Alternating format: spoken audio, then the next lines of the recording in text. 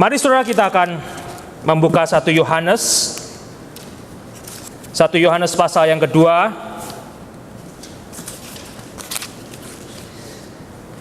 1 Yohanes pasal yang kedua, kita akan membaca hanya 2 ayat. Ayat pertama sampai dengan ayat kedua. Kalau saudara ada, kita akan baca bersama. 1, 2, 3. Anak-anakku, hal-hal ini kutuliskan kepada kamu, supaya kamu jangan berbuat dosa. Namun jika seorang berbuat dosa, kita mempunyai seorang pengantara pada Bapa, yaitu Yesus Kristus yang adil, dan Ia adalah pendamaian untuk segala dosa kita. Dan bukan untuk dosa kita saja, tetapi juga untuk dosa seluruh dunia. Bila kita boleh menjadi bagian orang yang berbahagia, jikalau kita merasa dan menerima bahwa firman ini adalah berkat, dan biarlah ini juga yang apapun yang bisa menjadi bagian aplikasi, kita aplikasikan saudara. Tadi pagi di Diamond Bar saya bertanya, apakah mereka tahu orang yang terkaya di dunia? Siapa nomor 1, saudara?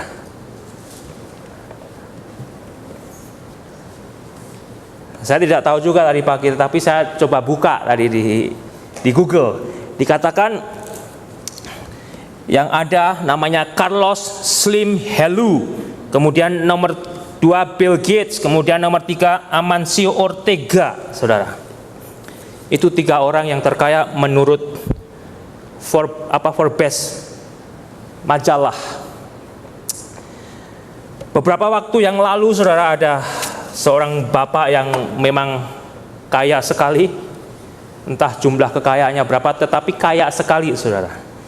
Dia mempunyai properti bukan hanya di Amerika, tetapi di dunia-dunia yang lain juga. Karena begitu kayanya, dia bisa memiliki beli pulau dan sebagainya, saudara. Pokoknya kaya sekali, tidak habis untuk beberapa turunan kalau kita bisa menghitung jumlahnya. Tetapi bapak ini punya anak juga yang berumur 20, di college, usia college, laki-laki, saudara.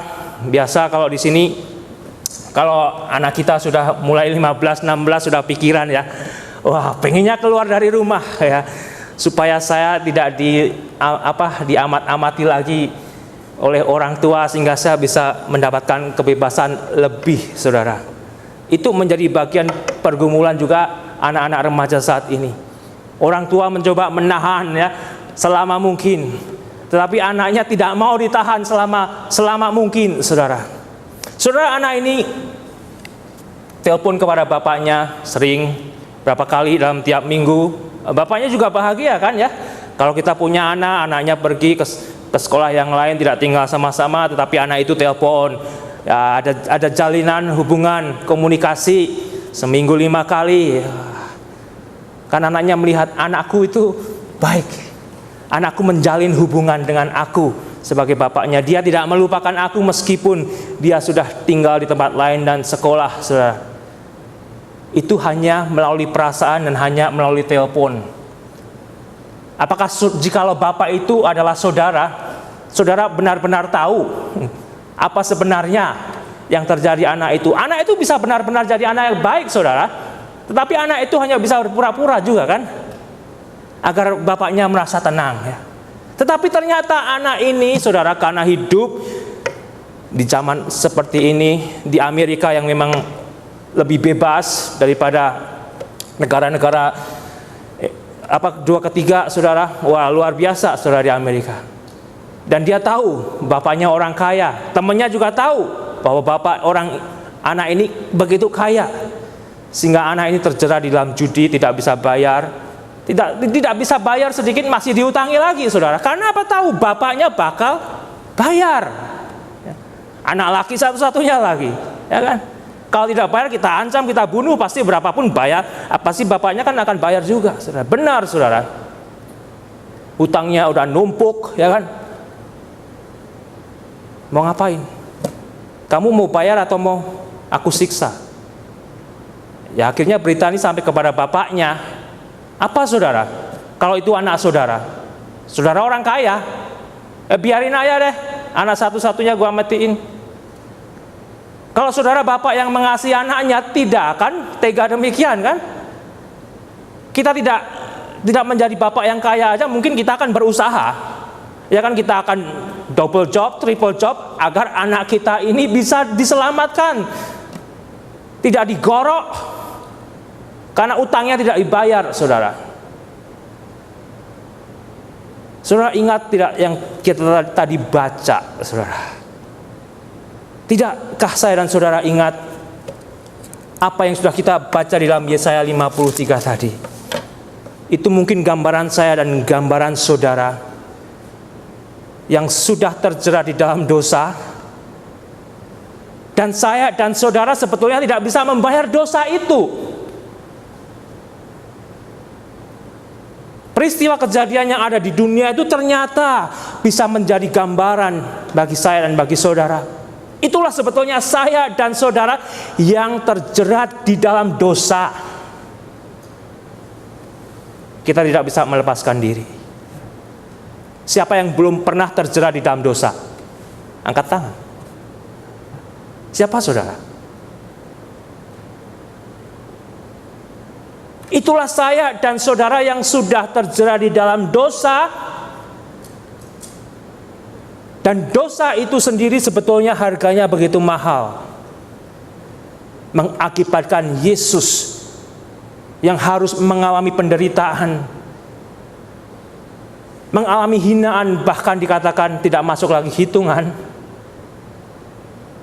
Yang dia rasakan hanyalah sesuatu yang tidak enak di dalam hidupnya, agar dia bisa sampai di atas kayu salib, agar dia akhirnya bisa mati untuk menyelamatkan saya dan saudara. Saudara merasa beruntung tidak saudara saat ini sebagai orang Kristen? Sebetulnya bukan cuma merasa beruntung, bukan hanya sekedar beruntung saudara, tetapi sebetulnya ada satu ungkapan yang saya dan saudara itu tidak sanggup ungkapkan. Karena kita tidak akan sanggup bayar apa yang sudah Yesus perbuat selama hidup ini, saudara. Tetapi kenapa saat ini saya dan saudara tidak bisa kelihatan sebagai orang yang sudah ditebus Yesus, yang sudah bersyukur, yang dulunya sebenarnya saya dan saudara ini mempunyai kembali masa depan, dihukum, dihakimi, dan dihukum. Tetapi penghukuman itu saudara sudah diambil oleh Yesus, agar saya dan saudara tidak perlu dihakimi dan dihukum. Tetapi kenapa saya dan saudara seolah-olah tidak tertransformasi jadi orang Kristen? Ya kan? Gak tahu berapa tahun saudara jadi Kristen. Mungkin seperti saya juga lahir di keluarga Kristen. Belum tentu seperti saya lahir di keluarga Kristen sebetulnya menyadari bahwa kematian Yesus itu luar biasa. Luar biasa. Dan pengalaman itu sebetulnya saudara bisa mengatakan luar biasa. Tapi yang luar biasa itu sebetulnya yang harus nantinya menjadi satu kenyataan yang akan mentransformasi kehidupan Kristen saya dan kehidupan Kristen saudara. Ya kalau tidak saudara, itu hanya kan bagaikan berita-berita yang luar biasa yang kita dengar. Luar biasanya itu tidak berpengaruh bagi saya, luar biasanya tidak berpengaruh bagi saudara. Tidak berpengaruh saudara. Apakah saat ini saya dan saudara merasa bahwa anugerah Tuhan itu sudah menyelamatkan saudara? Dan jikalau tadi saya dan saudara membaca dikatakan, anak-anakku, hal ini kutuliskan kepadamu supaya kamu jangan berbuat dosa. Apakah orang tua kita pernah mengatakan hal demikian kepada kita sebagai anak yang ada di dunia ini saudara? Anakku, tolong dong ya. Nak, jangan berbuat dosa. Atau bahkan kita saat ini yang ada anak saudara yang masih tinggal dengan kita, apakah kita pernah melakukan demikian kepada anak kita? Nak, tolong jangan nonton itu. Tolong jangan berlaku begitu, itu dosa, nak. Kita lakukan nggak, saudara? Atau kita biarin aja, ya? Kita biarin aja, toh semua juga sama. Anak-anak di kumpulan di Amerika ini juga, Loma Linda juga sama. Atau saudara saat ini diingatkan, jikalau kita mempunyai anak yang masih di bawah pengawasan kita sebagai orang tua dan kita tahu anak kita berbuat dosa, akankah kita mengingatkan mereka? Anakku, kamu jangan berbuat dosa.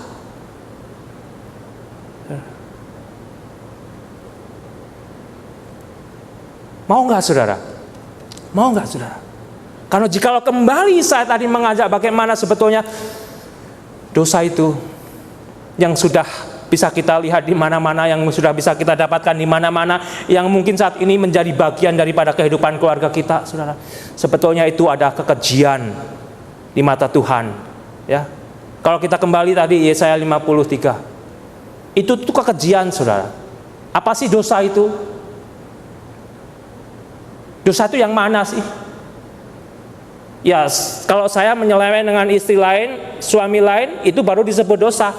Kalau saya membunuh tetangga saya baru disebut dosa. Kalau saya mencuri mobil yang mahal baru disebut dosa, ya kan? Kalau saya berbohong 15 menit di kerjaan tiap hari, itu berdosa enggak? Kan bos saya udah kaya, dia kan enggak rugi, saudara. Apakah itu enggak berdosa, saudara? Sebetulnya dosa itu adalah dosa, ya. Yang namanya dosa ya dosa, yang namanya tidak mentaati apa yang seharusnya kita lakukan, yang Tuhan minta kita sebagai anak-anaknya lakukan, ya itu dosa, saudara. Seringkali kita berbargain kan, wah saya tidak sejahat itu, saudara. Saya tidak sejahat orang itu yang ya mencuri, bawa ini, bawa itu, bawa pulang dan sebagainya. Enggak, saya kan cuma dikit-dikit aja gitu. Tinggal lebih lama di WC kata Pak Andi dan sebagainya, saudara. Itu juga dosa, saudara. Ya. Tapi kembali, jika firman Tuhan ini melalui Yohanes dituliskan agar anak-anak rohaninya tidak berbuat dosa. Apakah ini sebetulnya bisa saudara terima? Bisa saya terima? Apakah firman Tuhan ini untuk saya, untuk saudara? Seolah-olah Bapa kita mengingatkan kepada saya, kepada saudara saat ini, sebut nama saudara sendiri. Nak siapa? Nak Yusika, hal ini kutuliskan kepadamu supaya kamu jangan berbuat dosa. Masukkan nama saudara kembali, saudara. Apa respon saudara dalam hati saudara jikalau itu diberikan kepada saudara? Ya. Nah Randy, tolong kamu jangan berbuat dosa. Pak, biarin deh Pak. Teman saya juga begitu kok. Ya. Bahkan teman saya lebih parah kok Pak. Ya. Apakah ini buat saya? Tidak, saudara. Apakah ini buat saudara? Tidak saat ini. Ya, kita yang sudah dewasa. Ini buat saya, saudara. Ini buat saya. Karena saya tahu dosa itu mengancam. Dosa itu ada di depan mata saya. Dosa itu ada dekat dengan hati saya, saudara. Ya, mungkin itu jauh dari saudara, tetapi itu dekat dengan saya. Dan saya mau diperingatkan oleh firman Tuhan. Karena sebetulnya dosa itu kembali ke kekejian. Saya sendiri tidak bisa bayar untuk akhirnya saya akan bersama juru selamat saya di surga. Saya tidak bisa bayar. Dan jikalau saya sudah diselamatkan, kembali seperti anak tadi, saudara, yang umur 20 tahun, sudah ditebus sama orang tuanya, utang-utang dibayar, dia lepaskan. Tergantung anak ini. Anak ini adalah anak yang tahu mengucap syukur kepada orang tuanya atau tidak, gitu ya. Anak ini adalah anak yang memang mempunyai otak yang normal atau tidak, gitu. Kalau normal, saudara, dia akan sadar setelah dia terjerat di dalam hutang yang tidak bisa dibayar, Bahkan dia kerja seumur hidup mungkin tidak terbayar, saudara, karena bapaknya harus menjual properti yang memang harganya tinggi sekali, dibayarkan. Tergantung anak ini, kalau ini ternyata anak yang mengerti budi kebaikan bapaknya, dia akan bertobat. Kesempatan untuk diutangi lagi, ya ada dong, ya ada di Amerika ini, saudara. Mau diutangin lagi ya, bapak kamu kan masih kaya sekali gitu. Jejelin aja utang, saudara. Tapi ternyata ini kalau demikian bukan anak yang memang pantas menjadi anak, ya. Ini sebetulnya nanti gambaran saya dan gambaran saudara. Setelah saya dan saudara diselamatkan, ditebus, diampuni di dalam Yesus Kristus. Karena dosa itu sendiri adalah membawa penghukuman dan kematian. Dan kita sudah diberikan jaminan untuk hidup yang kekal di surga bersama Yesus. Akankah kita kembali memberikan diri untuk berkompromi? Dosa kecil-kecilan dulu ya. It's okay. Dosa adalah dosa, saudara. Ya, dosa adalah dosa. Dosa adalah dosa. Ya. Sehingga jika saat ini firman Tuhan mengingatkan saya, dan biarlah ini juga berbicara kepada saudara, jika anak-anakku hal ini kutuliskan kepada kamu supaya kamu jangan berbuat dosa. Tetapi siapa yang tidak lepas dari dosa, saudara? Siapa yang tidak lepas dari dosa? Ya, bapak saya mau hidup tidak berdosa. Karena saya mau mendengarkan perintah bapak yang sudah menyelamatkan saya, yang mana saya tahu jika bapak tidak selamatkan, saya tidak mempunyai harapan surgawi. Ya, kalau bapak tidak berikan Yesus Kristus untuk mati bagi saya tidak punya harapan surgawi. Karena saya tidak bisa membayar upah dosa saya sendiri. Dan saya sudah dibuat mengerti bahwa anugerah Bapa itu begitu besar di dalam Yesus Kristus, dan saya mau menerima, dan saat ini saya mau menjadi anak yang mendengarkan Bapa. Bahkan Bapa tolong, saya masih bisa berdosa Bapa, tetapi saya tidak mau hidup di dalam dosa. Ya. Dan saya harap saudara juga demikian. Saudara tidak mau lagi hidup di dalam dosa. Sebagai orang Kristen, tadi kita membaca, kita dipanggil bukan untuk hidup di dalam kecemaran, di dalam dosa, tetapi untuk hidup di dalam kekudusan. Sehingga jika saudara sendiri punya perspektif, biarin dikit-dikit dosa deh. Itu bukan Alkitab, saudara. Itu cara saudara sendiri, itu cara saya sendiri. Bukan cara Alkitab. Bukan cara Alkitab, saudara. Tetapi kalau itu saya, itu saudara yang memang tahu mengucap syukur kita sudah diselamatkan, kita akan mau mendengarkan peringatan Bapa kita yang begitu mengasihi saya dan saudara. Maukah kita diperingatkan, saudara, agar kita tidak hidup di dalam dosa? Dan jikalau kita berdosa, dikatakan apa, saudara? Jika seorang berbuat dosa, kita mempunyai seorang pengantara pada Bapa, yaitu Yesus Kristus yang adil. Ternyata jikalau saya berbuat dosa, saya sudah disediakan seorang pengacara. Saudara yang pernah pakai pengacara, bayar pengacara berapa, saudara? $50? $100? Tergantung kasusnya. Kasusnya nggak selesai 1 tahun, ya bisa ribuan, saudara. Tapi Bapa yang di surga, saudara bisa melihat tidak, saudara? Bapa yang di surga menyediakan pengacara bagi saya dan bagi saudara gratis. Tetapi kembali, gratis bukan berarti murah. Bisa gratis karena saya dan saudara memang tidak bisa membayar. Tidak bisa membayar. Dan Yesus sendiri yang telah membayar dosa saya dan dosa saudara. Mungkin kalau anak kita nakal luar biasa, ya kan? Dia datang kepada kita sebelum kita ampuni, datang nangis-nangis, ampuni, tolong Pak, ampuni saya mecahin itu piring 1 losen. Ya. Itu dagangan. Kita maki dulu kan, ini dagangan, ini piring 1 losen, sebelum aku ampuni aku maki dulu. Ya. Tapi tidak, saudara. Tidak sebetulnya. Jikalau saudara memang rindu dan tahu saudara mau minta pengampunan kepada Bapa kita,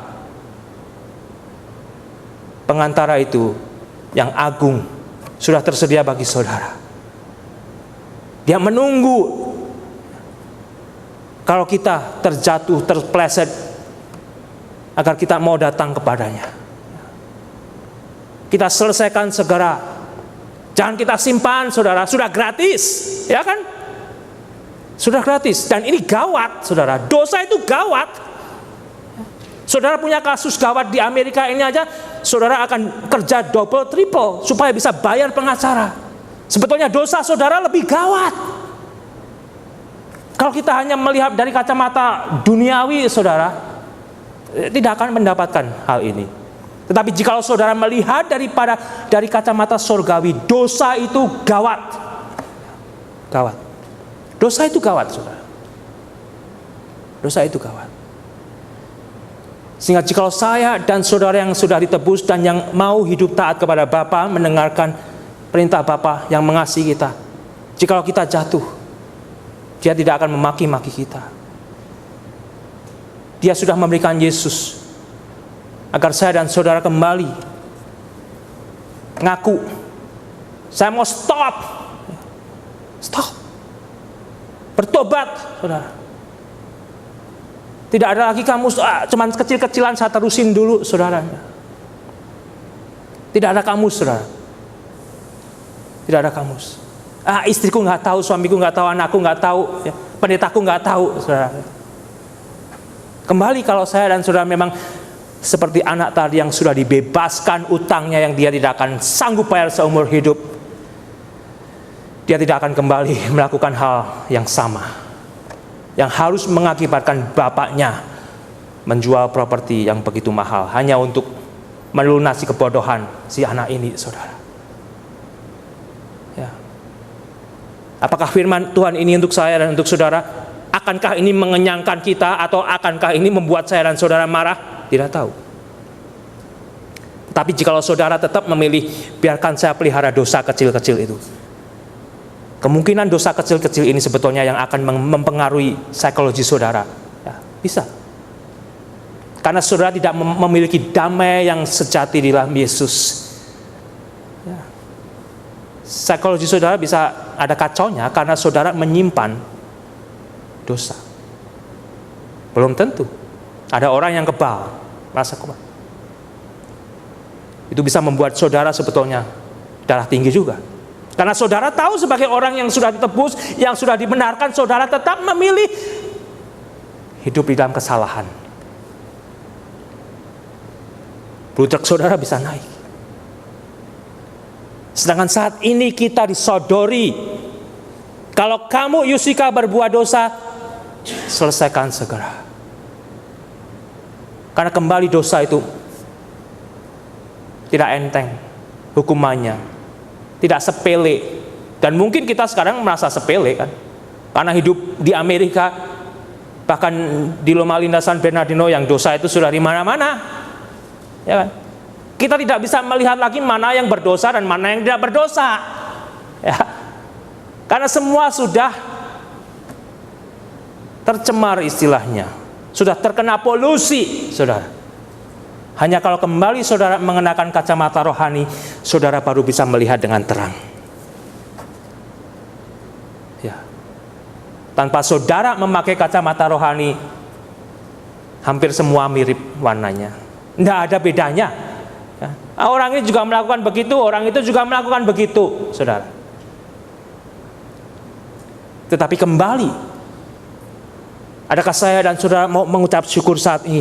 Dan kita diingatkan jikalau saya dan saudara berbuat dosa, kita mempunyai seorang pengantara pada Bapa, yaitu Yesus Kristus yang adil. Akankah saudara mengucap syukur? Akankah saudara terima, saudara? Roma 6 ayat 22. Roma 6 ayat 22. Tetapi sekarang Setelah kamu dimerdekakan dari dosa dan setelah kamu menjadi hamba Allah, kamu beroleh buah yang membawa kamu kepada pengudusan. Dan sebagai kesudahannya ialah hidup yang kekal. Dan kita diingatkan kembali sebab upah dosa ialah maut, saudara. Dosa adalah dosa. Dosa adalah dosa. Jika saudara masih menganggap enteng sampai saat ini, dosa saya kan cuma segitu, tiap hari saya lakukan terus, sama. Dosa adalah dosa. Kita dipanggil untuk dikuduskan. Ya.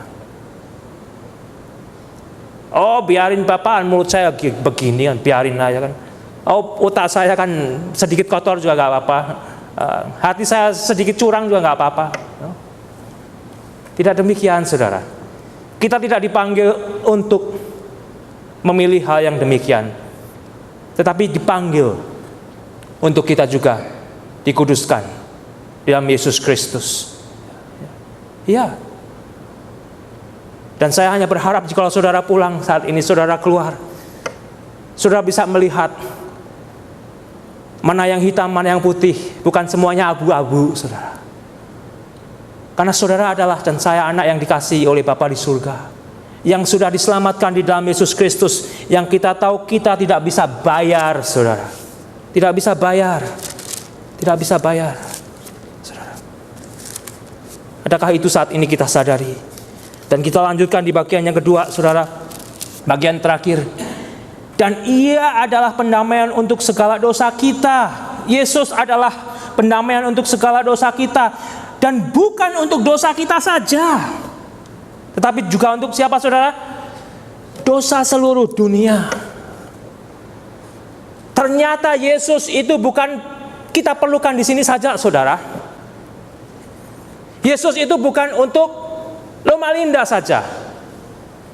Yesus itu bukan untuk Los Angeles saja. Tetapi Yesus itu diperlukan untuk seluruh dunia. Sebetulnya saat ini saudara yakin gak sih hanya ada keselamatan itu di dalam Yesus? Mungkin saat ini saudara yakin, tetapi saudara tidak pernah pikirkan, tidak penuh renungkan, tidak saudara renungkan lagi, saudara. Sehingga saudara tahu masih punya keluarga yang belum menerima Yesus, saudara tenang-tenang aja. Saudara tahu istri saudara, suami saudara, anak saudara masih belum di dalam Tuhan Yesus, menolak Yesus, saudara tenang-tenang aja, ketawa-ketawa aja, saudara. Mereka memerlukan Yesus, saudara. Oh kan itu yang di India. Yang di India kan punya Tuhan sendiri. Tuhannya banyak lagi. Bukan hanya ratusan, ribuan di India, saudara. Jadi nanti kan mereka punya perspektif sendiri. Kalau mereka mati kan sama Tuhannya di surga. Apakah saudara dan saya saat ini bisa menerima kebenaran firman Tuhan? Yakinkah saya dan saudara saat ini bahwa saudara telah memilih juru selamat yang benar, Yesus, yang mati bagi seluruh dunia?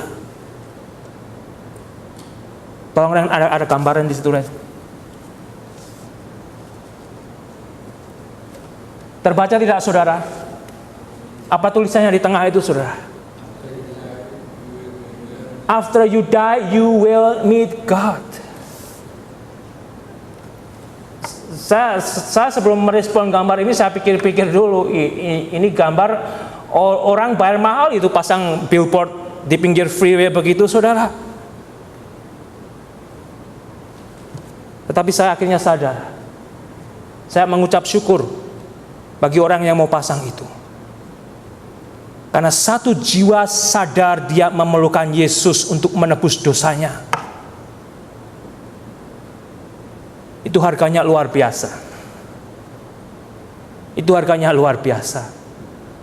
Seringkali yang saya pikirkan hanya berapa sih itu ongkosnya? Wah, mahal sekali, saudara. Tapi ada orang yang tahu bahwa jiwa saudara, jiwa manusia yang terhilang di luar itu harganya sebetulnya lebih mahal daripada kekayaan dunia ini. Karena kekayaan dunia ini tidak bisa membayar jiwa mereka, satu jiwa yang terhilang tidak bisa, saudara. Tidak bisa. Dan benar, setelah mati, seseorang akan bertemu dengan Tuhan. Antara dia akan tinggal bersama Tuhan selamanya, atau dia akan dihakimi dan dihukum untuk selamanya. Ada dua. Kedua-duanya akan ketemu Tuhan. Kedua-duanya akan ketemu Tuhan. Kalau dia mati di dalam Yesus Kristus, dia akan ketemu Tuhan bersama Tuhan untuk selama-lamanya.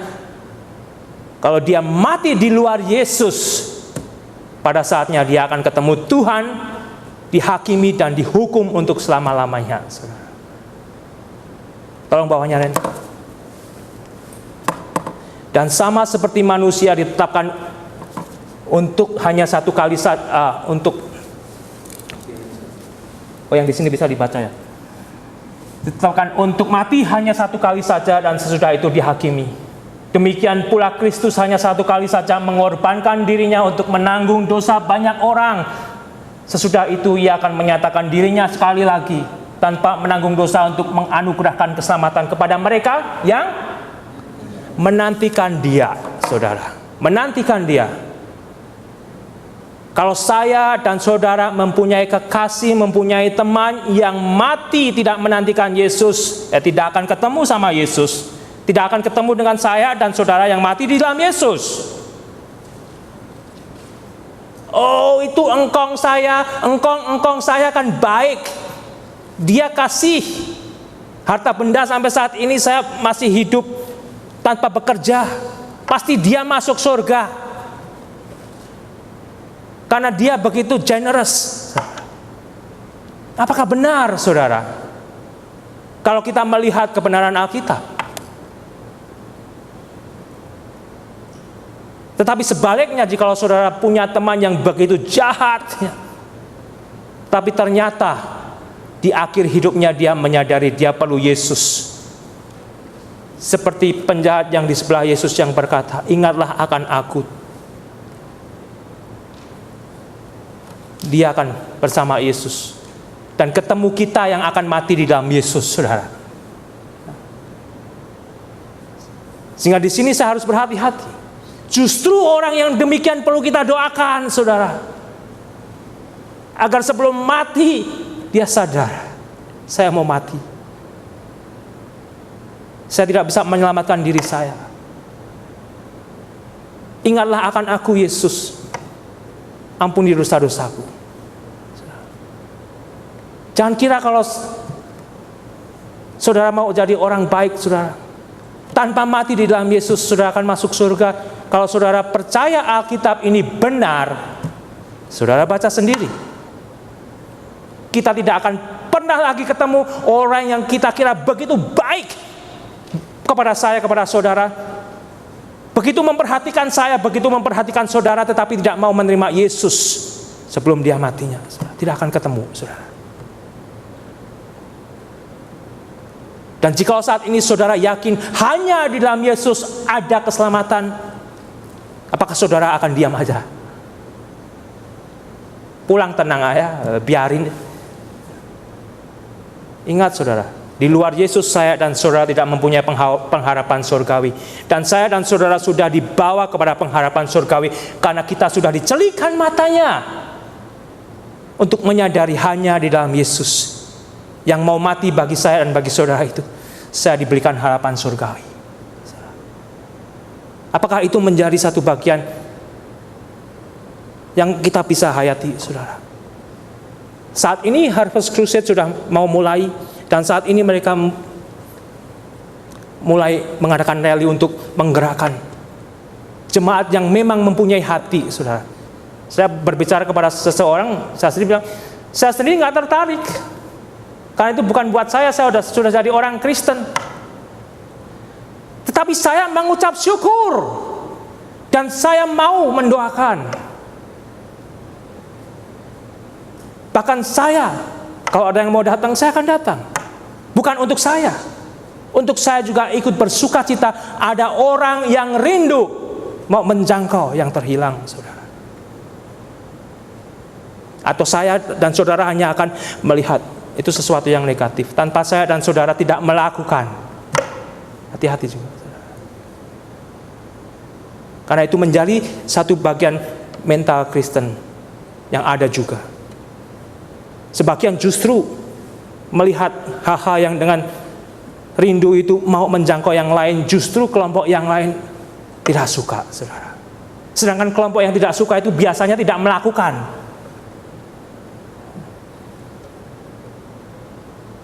Tapi kembali saat ini, apakah saya dan saudara diingatkan, jikalau Yesus itu, saudara, bukan hanya untuk mengampuni dosa saya dan dosa saudara, tetapi juga untuk dosa seluruh dunia, apa yang akan kita lakukan, saudara? Tolong turunkan Randy dari Kisah 4 ayat 11-12, mari kita baca bersama, saudara. Kisah 4, 11-12, mari kita baca bersama. Yesus adalah batu yang dibuang oleh tukang-tukang bangunan, yaitu kamu sendiri. Namun ia telah menjadi batu penjuru. Dan keselamatan tidak ada di dalam siapapun juga selain di dalam Dia, Yesus. Sebab di bawah kolong langit ini tidak ada nama lain yang diberikan kepada manusia yang olehnya kita dapat diselamatkan. Cukup jelas tidak, saudara? Saudara tidak akan kembali kalau saudara cukup jelas menerima ini. Oh, orang di India kan punya Tuhannya sendiri yang begitu banyak. Orang di Afrika punya Tuhannya sendiri. Tidak, saudara. Orang di Indonesia punya Tuhannya sendiri. Tidak, saudara. Saudara akan bergetar. Kemana mereka nanti, saudara-saudaraku yang kukasih, yang sampai saat ini masih menjalin telepon, email, Facebook, yang belum mau menerima Yesus. Kalau mati, dan saudara mati di dalam Yesus, tidak akan ketemu. Tidak akan ketemu, saudara. Tidak akan ketemu. Tolong lanjutkan lagi, Ren. Dari bagian terakhir, saudara.